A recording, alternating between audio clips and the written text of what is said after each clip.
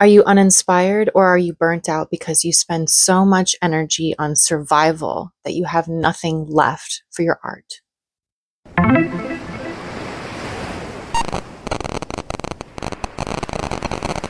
Hi, my name is Tassi. I'm an actor and artist based out of Atlanta. And I started this channel to kind of document my odyssey of becoming the most creatively fulfilled version of myself and hopefully encourage you to do the same. Let's dive in. Am I uninspired or just burnt out? For the last couple months, I've been grappling with this question like over and over and over because truthfully, I saw the early signs of burnout and they were becoming really hard to ignore. For context, I work in the service industry. Yes, I am the living embodiment of the struggling actor trope. I know that. I know that. I accept that. That's just where I'm at in my life, and that's okay. So, if you've ever worked in the service industry, you know that burnout is not only expected, it's basically inevitable. So, this has happened to me many times. So, I knew the early signs of when burnout was like creeping up on me. I was dreading the thought of going to work every day. And every time I was at work, I would just feel like every hour on the job was an hour that I wasn't doing something more important. Yet when I left work, I found myself going home and sitting on the couch and like watching TV and scrolling and dissociating. And it was because I had nothing left in the tank to even consider my art or my career. I made the classic mistake of treating my day job like the main character, and my acting career was relegated to a non speaking background role.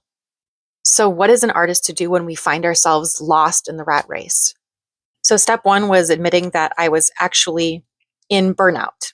I know from years of experience that denial is the quickest way to totally self destruct.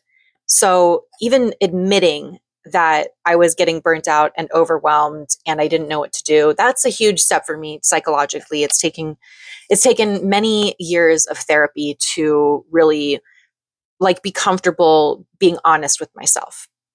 And just having that self-awareness and having that realization and letting myself sit with that realization, it stopped me from having a full blown crash out, which would have been really, really bad.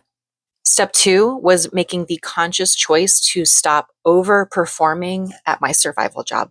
And part of the reason why I find myself in such a vicious cycle of burnout, and I know this might be true for some of you watching, is that I take pride in my work. That's how I was raised. Like, I want to do the very best at any job I'm given, no matter how small. I don't think that's a character flaw. I think that's one of my strengths as an artist is like, I'm very diligent. I'm very detail oriented. I don't think that I'm going to change that part of myself, and nor do I want to. But the result of me giving 100% at work was that I was drawing from a finite store of energy like it was infinite. At the end of the day, I really had nothing left to commit to my craft or my artistic endeavors. And it's not really surprising because I wasn't allocating my time properly and I wasn't allocating my energy properly. So I was expecting to just fire on all cylinders for the exact same amount of time every single day, like for the entire time I was awake. And that was just really unreasonable on my part. I don't know why year after year I think I can just do that. I can't. Which led me to step three, fixing my priorities. Now, from now on, I'm treating my day job as it should be treated, as a side quest to collect resources and tools to pursue my main quest, which is being a successful working artist. So, what does that mean exactly? Well, it means that the bulk of my resources are going to be spent on auditioning, on training, on attending, workshops and connecting with my fellow actors and building community around the thing I actually care about, which is acting, which is film and TV and film production, like all of it. I am completely divesting from my day job on an emotional level in order to nurture myself as an artist. I don't have it all figured out.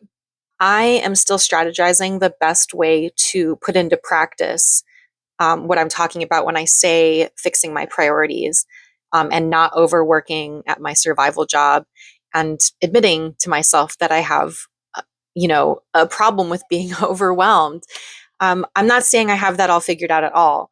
I'm just saying that I am in a place in my life where I feel very privileged enough to be able to work on these things. I'm just primed, I'm ready, and I feel very motivated to do so.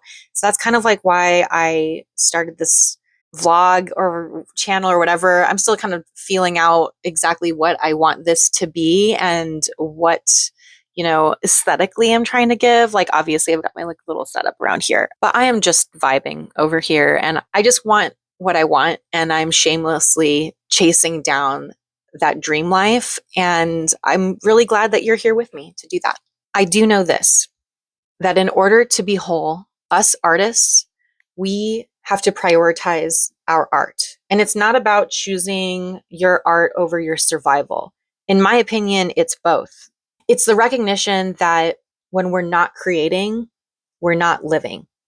And I choose life. Thank you so much for watching. This is like my first time experimenting with long form content anywhere, I think. So I'm very excited and kind of nervous about what it's going to look like. But thank you for experimenting with me. And if this topic resonated with you, I invite you to like and subscribe to my channel. You can also keep up with me on my socials, and they are linked in the video description. Have an amazing day. And remember, choose art, choose life.